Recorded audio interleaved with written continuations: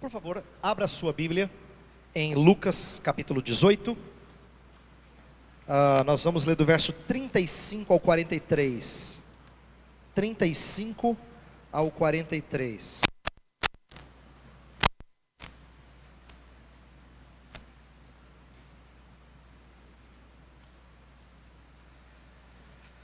Lucas 18, de 35 a 43. Vou fazer a leitura e depois nós iniciaremos a exposição. Aconteceu que ao aproximar-se ele de Jericó, estava um cego assentado à beira do caminho, pedindo esmolas. E ouvindo o tropel da multidão que passava, perguntou o que era aquilo. Anunciaram-lhe que passava Jesus, o Nazareno. Então ele clamou: Jesus, filho de Davi, tem compaixão de mim? E os que iam na frente o repreendiam para que se calasse. Ele, porém, cada vez gritava mais: Filho de Davi, tem misericórdia de mim. Então parou Jesus e mandou que lhe o trouxessem. E tendo ele chegado, perguntou-lhe: Que queres que eu te faça? Respondeu ele: Senhor, que eu torne a ver. Então Jesus lhe disse: Recupera a tua vista, a tua fé te salvou. Imediatamente tornou a ver e seguia-o glorificando a Deus. Também todo o povo, vendo isto, dava louvores a Deus. Nossa série é sobre milagres e nós já cobrimos diferentes milagres aqui. Na mensagem inicial eu falei sobre milagres de forma geral, como sinais. Pastor Jailson falou de acalmar a tempestade, eu falei de expulsão de demônios. Pastor Jailson na semana passada também explorou a ressurreição dos mortos. E nós estamos continuando com diferentes tipos de milagres. Mas antes de entrar no milagre de hoje, eu quero só fazer uma introdução, lembrando a você aquilo que foi dito na primeira mensagem, que diz respeito ao propósito dos milagres, porque a gente vai voltar neles nesse domingo. Então, vamos lá. Alguns dos propósitos, ou coisas relacionadas aos propósitos, ou ao propósito dos milagres. Eu tenho 4 palavras aqui para você guardar. 4 palavras, tá? Sinais, Messias, fé e restauração. Deixa eu explicar o que cada uma dessas representa naquilo que foi dito e que nós vamos voltar hoje. Primeiro, sinais. O texto que nós lemos na primeira mensagem falava que Jesus fez vários sinais. A palavra sinais era uma das palavras mais usadas por João. Quando ele fala que milagres eram sinais, ele está nos ensinando que milagres não são uma mera demonstração de poder. Jesus não vinha fazer show de poder. Na verdade, Jesus queria que os milagres apontassem para alguma outra coisa. No caso, ele como Messias. Então, essa é a ideia principal de sinais. É que elas apontam para alguma outra coisa. Quem enxerga o milagre pelo milagre não viu aquilo que o milagre intentava mostrar. O milagre aponta para algo mais, que é o Messias. O Messias, ele iria se mostrar capaz de fazer as mesmas obras que o Pai. Inclusive eu disse na primeira mensagem que algumas dos milagres de Jesus fazem paralelo perfeito com feitos grandiosos de Deus no Antigo Testamento. Por exemplo, Deus abre o mar, Jesus acalma o mar. Deus faz cair pão do céu, Jesus multiplica pães. Então ele faz paralelo com aquilo que o grandioso Deus que salvou o povo do Egito havia feito, para mostrar que ele é igual ao Pai. O Messias, portanto, é o próprio Deus. Essa é uma outra coisa que o milagre deveria mostrar acerca de Jesus. Nós falamos sobre fé, e fé é uma das partes mais assim delicadas quando a gente trata de milagre, porque as pessoas sempre confundem sobre qual é o papel da fé, que função ela exerce nessa hora. E eu coloquei na primeira mensagem, e hoje eu vou explicar de outra forma. Mas na primeira mensagem eu disse que fé nem sempre, ou melhor, milagres nem sempre eram acompanhados de fé robusta, ou fé assim forte. Pelo contrário, no Evangelho de João principalmente, às vezes Jesus fazia milagres e as pessoas permaneciam incrédulas, ou tinham uma fé frágil. Então João não conta vários milagres para as pessoas realmente crerem em Jesus. Ele registra apenas alguns, porque ele quer que você creia não no que você vê, mas no que foi registrado. Então eu falei na primeira mensagem que João nos ensina com aquele texto de Tomé, que Tomé só creu em Jesus quando ele viu as marcas. E Jesus fala: bem-aventurados os que não viram e creram. Por quê? Porque João não entende que agora vai haver um display de milagres para todo sempre para que você creia em Jesus. Pelo contrário, ele já fez vários, você tem que crer naquilo que foi registrado. É isso que João espera do seu evangelho. E por último eu disse que milagres operam a uma restauração da ordem natural. Eles são vislumbres do poder redentivo de Cristo, que faz o deserto voltar a ser jardim, como a gente leu na ordem de culto. Então esses 4 pontos, eles vão aparecer de maneira espalhada nessa mensagem, mas eu creio que eles são fundamentais para a gente inculcar, para nós aprendermos de fato qual era a razão, qual era o propósito de Jesus demonstrar seu poder através desses feitos extraordinários. Bem, e eu disse que a série sempre acompanha 2 perguntas, 2 ideias que nós queremos trabalhar.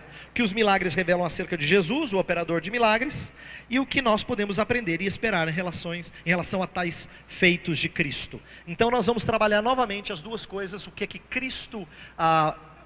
que isso mostra de Cristo e o que nós podemos esperar sobre em relação aos nossos problemas hoje. E nós vamos hoje tratar de um tipo de cura, mas eu vou falar de cura de maneira geral, porque Jesus curou diferentes pessoas. Na passagem de hoje, um cego.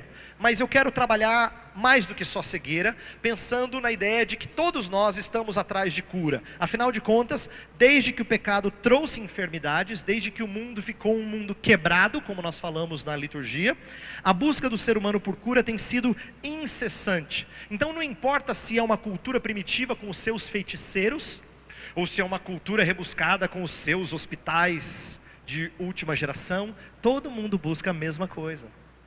Todo mundo busca a mesma coisa: saúde. Inclusive as pessoas que querem dizer que elas não são interesseiras, elas falam, não me importa dinheiro, tendo saúde para dar e vender, está tudo bom.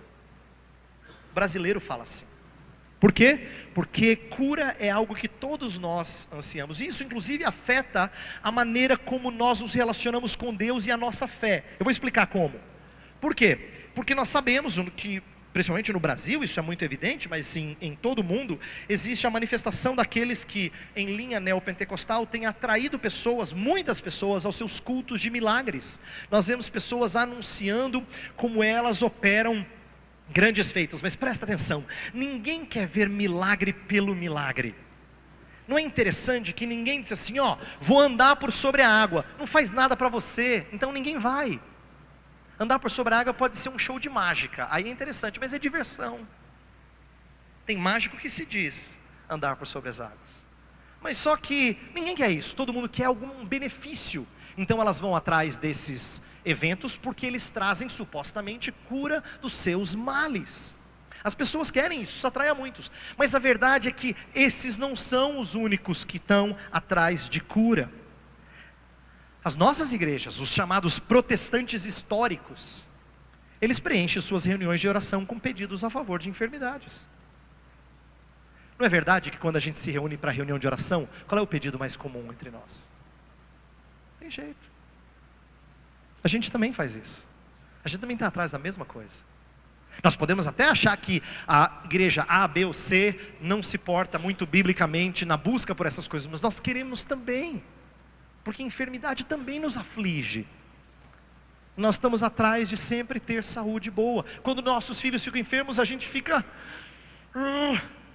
aflito. Quando os nossos amados têm enfermidades sérias, nós ficamos com o coração pesado. Todos estão atrás de cura. Por isso que eu acho que o sermão de hoje, a mensagem, o milagre de Jesus em especial, tem algumas coisas preciosas a nos ensinar, já que esse é o anseio de todos. Então eu quero resumir a história aqui de Lucas 18, o texto que a gente acabou de ler, a cura do cego lá em Jericó. Vamos trabalhar alguns pontos aqui. Primeiro, no versículo 35 diz assim: aconteceu que ao aproximar-se ele de Jericó, estava um cego assentado à beira do caminho pedindo esmola. É um cego pedinte no caminho da cruz. Deixa eu explicar isso. Jericó era o começo da subida até Jerusalém. E nós sabemos que esse milagre está pertinho do final do ministério de Jesus, antes da sua morte. Ele está a poucos dias de morrer. Então é como se ele estivesse começando a trajetória rumo ao Calvário. Lá ele vai ser primeiro celebrado, naquele domingo de palmas, né? que domingo de Ramos, que ele entra em Jerusalém e as pessoas cantam, mas depois vão dizer crucifica-o e ele vai morrer. Lá ele vai celebrar a Páscoa, e a Páscoa vai ser concretizada pela sua própria morte. Então nós vemos aqui que Jesus está indo para um contexto, para um momento de grande sofrimento. E a gente poderia perguntar assim: Jesus, o que você faria se tivesse só poucos dias restantes? Você já não se perguntou assim? Às vezes as pessoas perguntam, tem até filmes sobre esse tema. O que você faria se você soubesse que você ia morrer dali a poucas semanas ou poucos meses? Se você soubesse que você tinha pouco tempo de vida. Jesus aqui está prestes a morrer, e ele poderia fazer muita coisa. Ele poderia, por exemplo, ensinar os discípulos coisas que eles ainda tinham que aprender. Ele podia fazer outros grandes feitos. Ele poderia pregar outros sermões. Por que ele gastaria tempo com um cego? O texto de Mateus fala que eram 2 cegos. Marcos fala que o cego principal chamava Bartimeu. Mas não importa, por que ele gastaria tempo com isso? E você diz assim: pastor, parece cruel essa pergunta. Não, eu quero que você compreenda a força dela. Jesus está caminhando para o ápice do seu ministério. Ele já curou a dar com rodo, como a gente fala. Ele não precisa fazer mais para mostrar quem ele é. Por que ele faz isso? E aqui eu quero que você tenha um vislumbre de como o Salvador vai mostrar compaixão na cruz.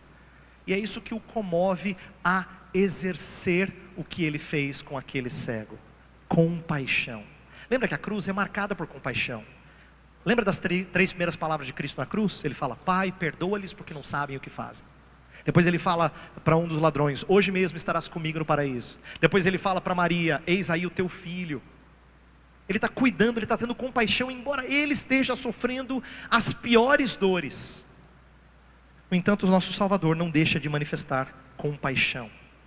Esse cego, chamado por Marcos de Bartimeu, ele conhecia a fama de Jesus. Nos versos 36 a 38 diz que ele ouviu o barulho da multidão chegando, e ele ficava lá pedindo. Por que ele estava pedindo? Porque um cego naquela época não tinha os privilégios de emprego diferenciado para necessidades especiais, não é? Um cego era um pobre, era alguém totalmente dependente de outros. Então ele tinha que ser um pedinte.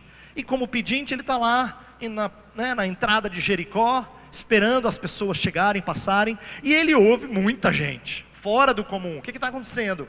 Para onde estão indo essas pessoas? Alguém falou assim: é o tal de Jesus Nazareno. Ele conhecia a fama desse Jesus. Então ele começa a clamar para que Jesus o atenda. O verso 38 fala assim: então ele clamou: Jesus, filho de Davi, tem compaixão de mim. Ele sabia quem era Jesus, ele já ouvia e ele tinha esperança. Cristo já havia curado outros cegos. Aí ele clama por compaixão, como eu li no verso 38.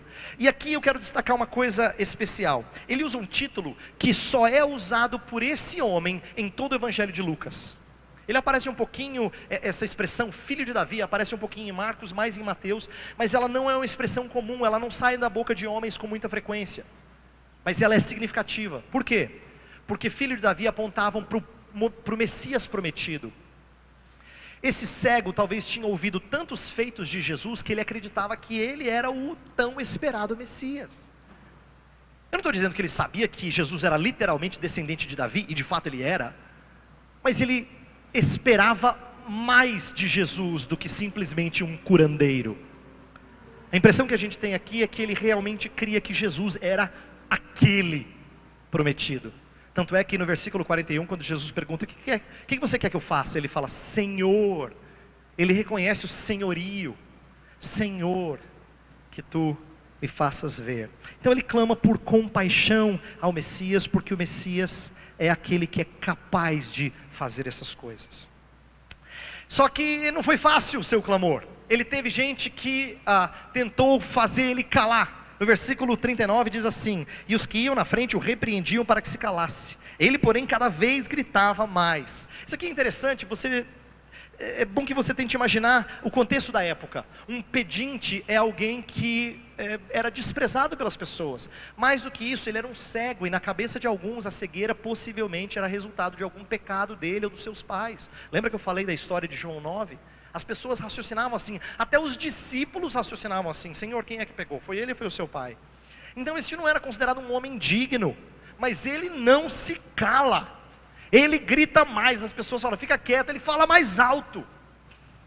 Ele quer ser ouvido porque ele reconhece que esse homem é compassivo. A história continua e Jesus reage aos rogos incessantes, ele manda chamar. Olha lá, versículo 40 fala que ele para, manda que trouxesse e pergunta: que queres que eu te faça? Essa pergunta pode parecer tola, você fala assim: Jesus, não, esse era um homem que passou boa parte da vida dele pedindo dinheiro. Jesus está passando como tantos outros, e ele pergunta: o que você quer pedir? Não, Senhor, para o Senhor eu não posso pedir só dinheiro, o Senhor pode fazer muito mais por mim, eu quero ver. Ele havia pedido dinheiro muitas vezes, a muitos homens, mas esse era diferente, e Jesus testa ali aquilo que ele acredita acerca de Jesus Cristo. Senhor, olha o que ele fala no versículo 31, que eu torne a ver. Do Senhor eu não quero dinheiro, eu quero o que o Senhor tem condições de fazer, e só o Senhor tem condições de fazer, que eu torne a ver. Cristo cura, mas agora vem uma lição importante. Versículo 42, Jesus fala assim: recupera a tua vista, a tua fé te salvou. Jesus cura, mas ele exalta a fé salvadora. Eu escolhi ler o texto a partir da edição Almeida atualizada hoje, porque a NVI ela coloca a tua fé te curou, e ela bota uma notinha embaixo. Por quê? É possível traduzir como a tua fé te curou, mas eu acho que muda o sentido do texto completamente. Por quê? A tua fé te salvou mostra que Jesus está apontando para algo mais significativo do que simplesmente ele acreditar em milagres. A fé desse homem não é uma fé que simplesmente acredita em milagres, é uma fé que acredita em Cristo. Ele viu quem Jesus era uma visão espiritual, e não simplesmente o milagre. Ele viu quem Jesus era para depois ver Jesus, visão biológica, não é? Mas perceba aqui, que quando Jesus exalta a fé, e aqui eu preciso ser claro, Jesus não está dizendo que é a fé que cura. Jesus não está dizendo que é a fé que cura. Na verdade, essa é uma das coisas mais mal entendidas acerca dos milagres. Fé não é geradora do milagre, ela é simplesmente um instrumento de apropriação de uma bênção mais completa. Por que eu estou dizendo isso?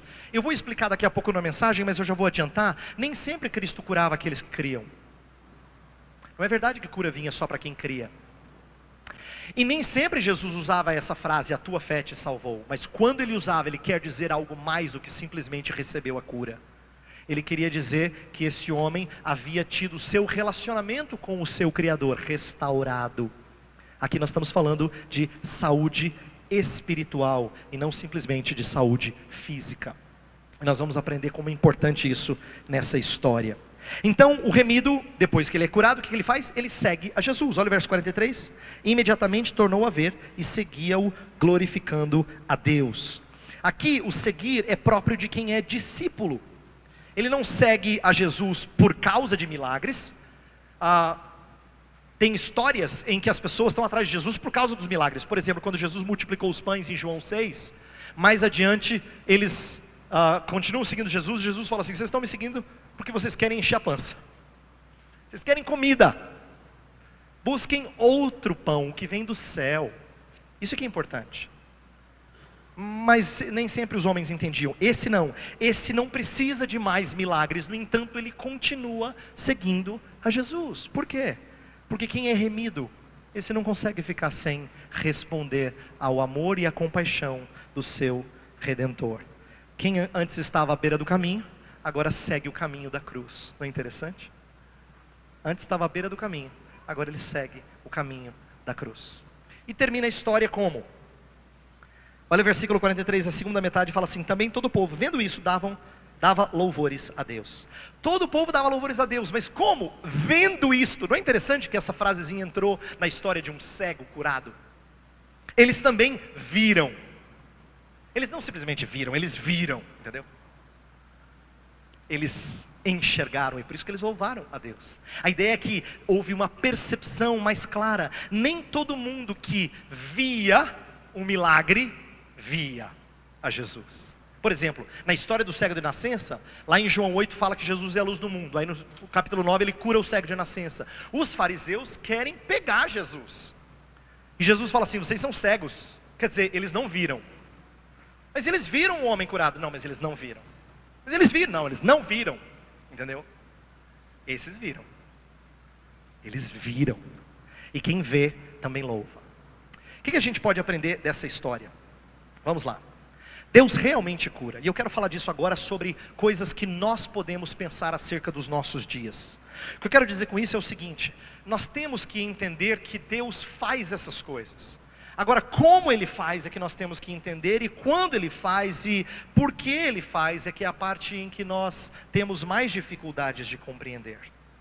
Não negamos que Deus ainda faça milagres em nossa falta de saúde. Nós não estamos aqui para falar que Deus não faz milagres. Ele ainda é capaz e creio que Ele ainda faça. Ele continua poderoso e compassivo.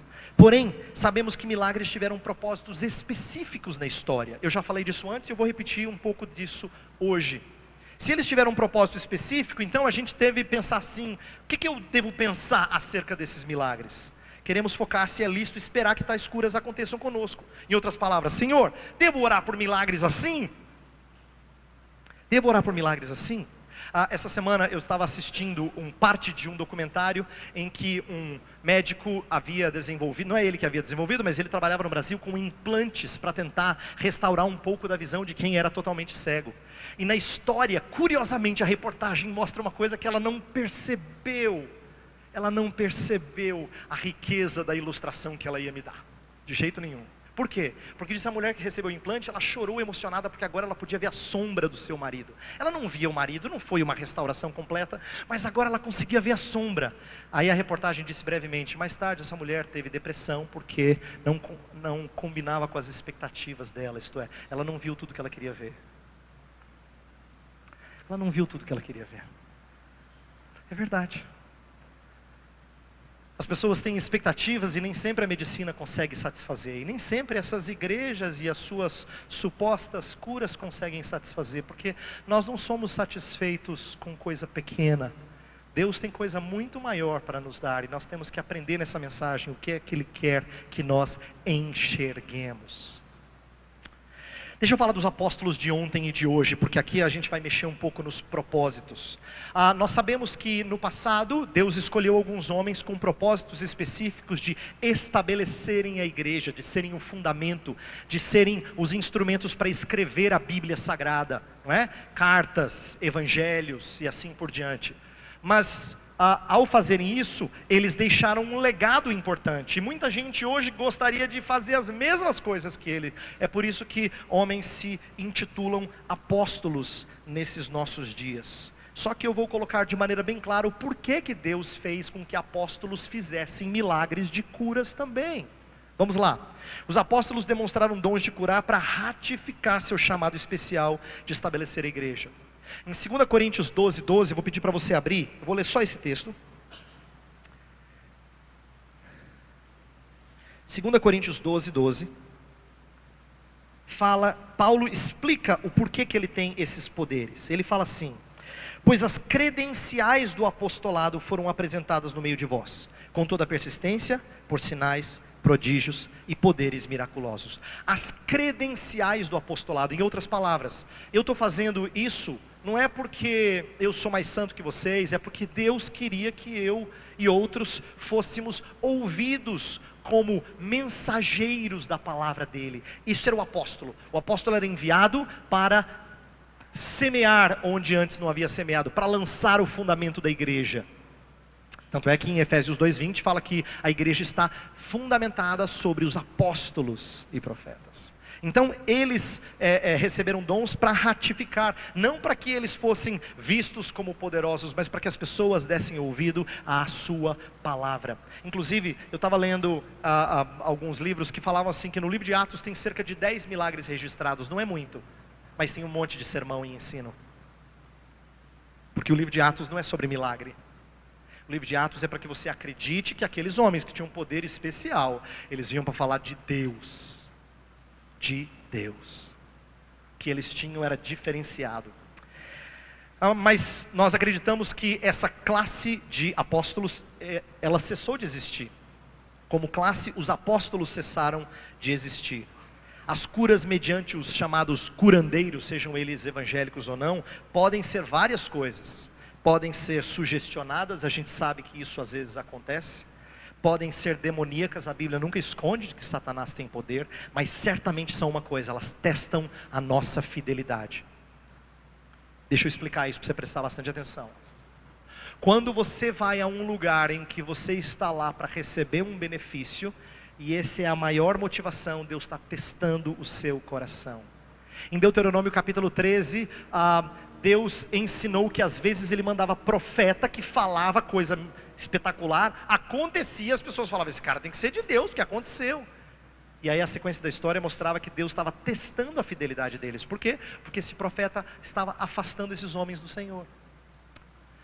A verdade é que muitos que estão atrás dessas curas não crescem no amor por Jesus. Elas crescem no anseio por vida boa. E isso é uma grande evidência de que eles estão sendo testados e reprovados na sua fidelidade ao Senhor. Por isso nós não podemos ir atrás disso. Nós não podemos ir atrás disso. E inclusive eu quero mostrar para você agora uma coisa que normalmente escapa o entendimento das pessoas. Elas não prestam atenção nisso, melhor dizendo. Presta atenção na soberania de Cristo com respeito aos milagres. Veja só. Primeiro, Jesus foi soberano nos lugares que Ele visitou. Onde é que Jesus serviu como um milagreiro, como alguém capaz de curar? Num pedacinho pequeno de uma terra minúscula. Uma porção pequena, relativamente pequena da Palestina. Região pequena comparada às outras muitas nações gentias ao redor do mundo.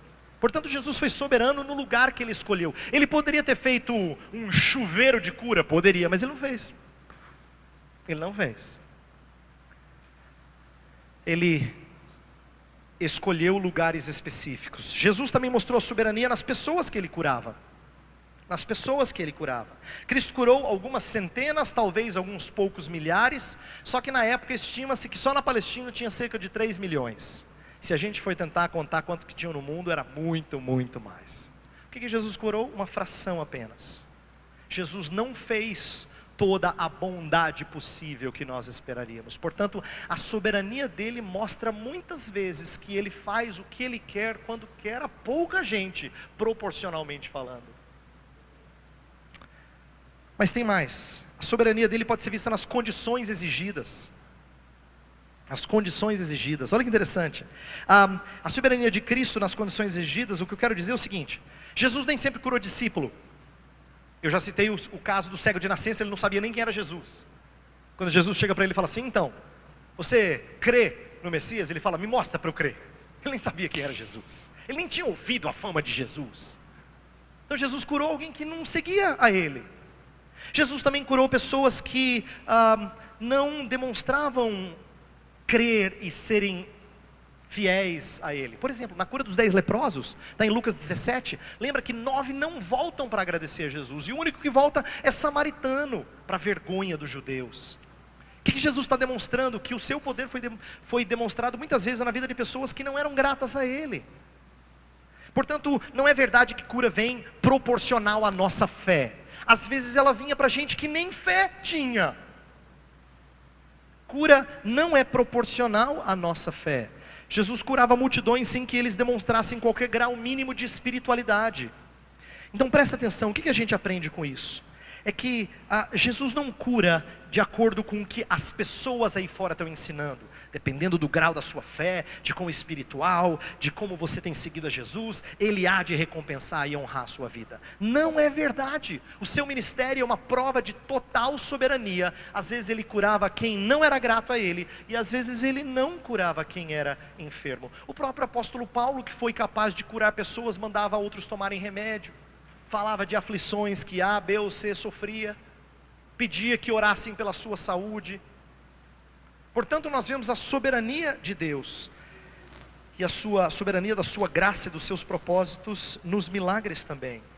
Então o que a soberania nos ensina? Ela nos aponta para um propósito na história. Por que Jesus fez milagres e curas?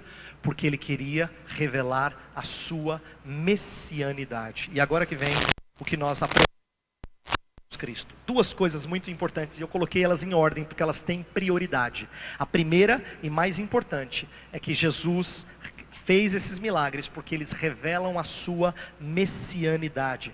Dar vista aos cegos era evidência de Messias. Lembra quando João Batista estava na dúvida, será que o Senhor é aquele ou vem outro? Bateu uma dúvida, até em João Batista, que era um discípulo honrado de Jesus. E Jesus falou assim, João, ele mandou falar para os servos de João, João, os cegos vêm, João.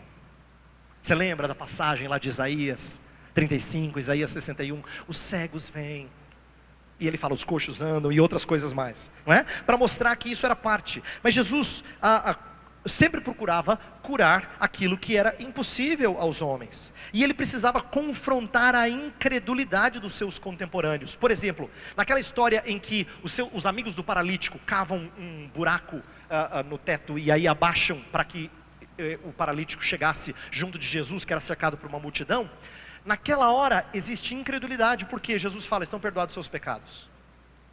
Aí eles começam a falar entre eles assim, quem é você para perdoar pecados? Isso é coisa de Deus. Aí ele diz, tá certo, é coisa de Deus. Então para vocês crerem que eu sou Deus, levanta, toma o teu leito e anda. Jesus não fazia showzinho, ele estava tentando mostrar quem ele era. Por isso que ele nem sempre faz milagre, e não faz o tempo todo. Porque o que ele fez basta para que nós creiamos quem ele é. Inclusive, eu coloquei aqui que o número singular em relação ao Antigo Testamento e aos apóstolos mostram que ele era singular.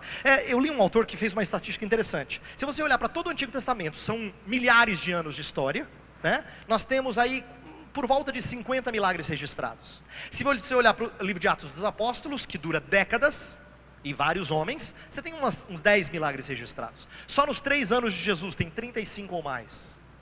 Alguma coisa fora do comum estava acontecendo. Choveu o milagre naquela época. Choveu o milagre. Por quê? Porque ele era singular. A intenção não era estabelecer um padrão. Nós não vamos atrás de milagres na mesma intensidade que elas aconteceram, porque Jesus não veio tirar todas as enfermidades. Ele foi soberano onde ele passou, em quem ele atingiu. Inclusive, quase sempre ele curava pessoas que estavam próximas dele. Ele tem 2 casos em que ele cura alguém distante, mas ele não lançou bênção para outro país, muito longe. Não, ele curava quem estava próximo dele. Tem um ensinamento importante aqui. Ele quer que nós nos aproximemos dele. Essa era a intenção restauradora de Jesus Cristo. Inclusive, esse aponta para o segundo aspecto. Cristo, os milagres de Jesus revelam a sua compaixão. No caminho da cruz, ele transbordava misericórdia. Eu gosto muito da expressão que está em Mateus, da mesma história. Em Mateus fala que quando os cegos clamaram, filho de Davi, tem misericórdia de nós, 2 cegos. O texto fala assim, condoído, Jesus tocou os olhos. Condoído, você consegue imaginar o Salvador condoído?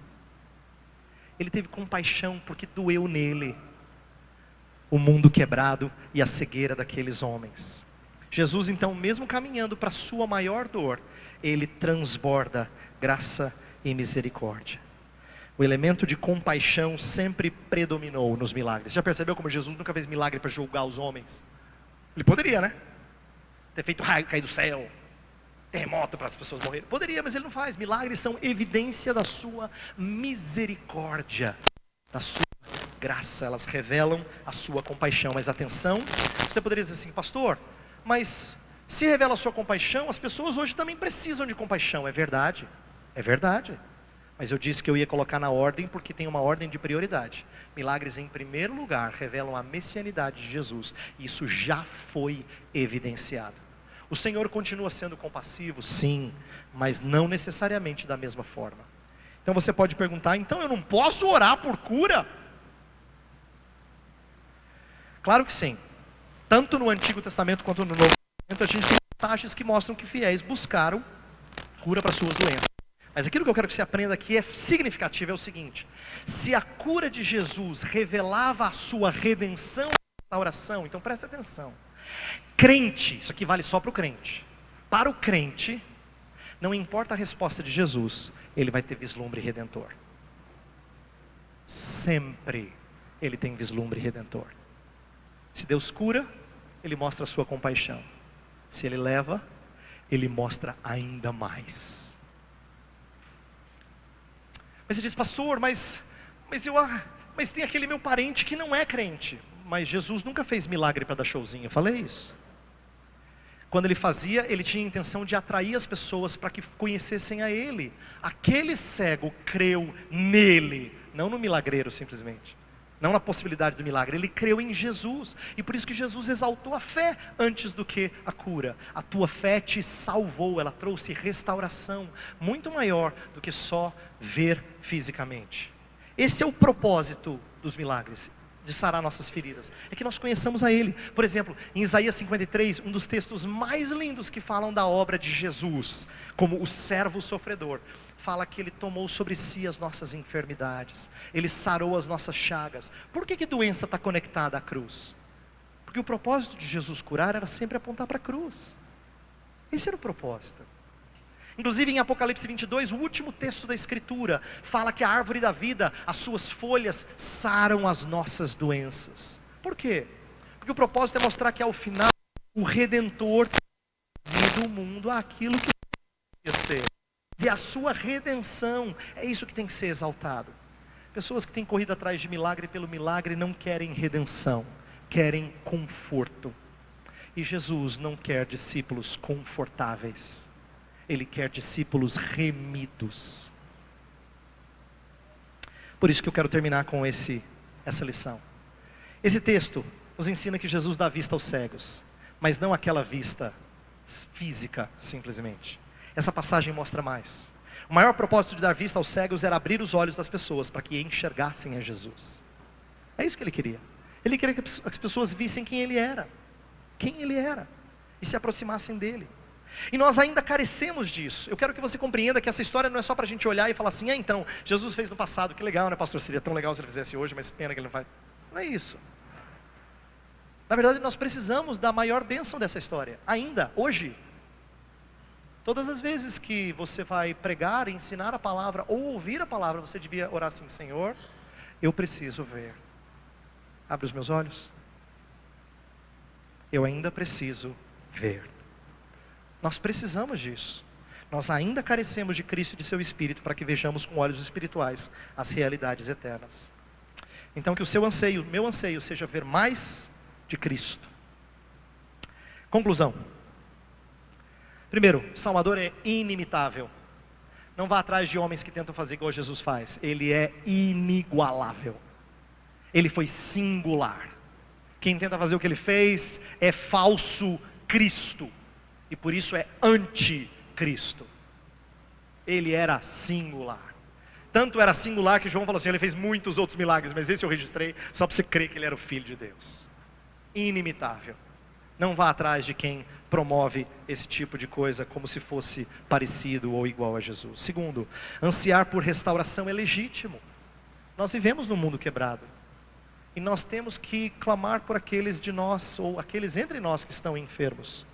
Então ore, isso não é ilegítimo, mas compreenda o propósito principal. Comece com o desejo de ver mais. Senhor, ainda que o Senhor não me dê a bênção que eu procuro, o Senhor tem bênção reservada para mim. Abre os meus olhos. Nós vamos pedir isso agora. Feche os seus olhos, vamos orar. Senhor, nós precisamos enxergar mais do que simplesmente Jesus como um curandeiro. Ele fez coisas extraordinárias e nós cremos que o Senhor pode fazer coisas extraordinárias ainda hoje. Mas as pessoas têm deturpado, alguns evangélicos têm deturpado esses ensinos, dizendo que eles podem muito, como se fossem parecidos com Jesus, e dizendo que as pessoas que não são curadas não têm fé suficiente. Pai, isso é tão contrário à Tua palavra.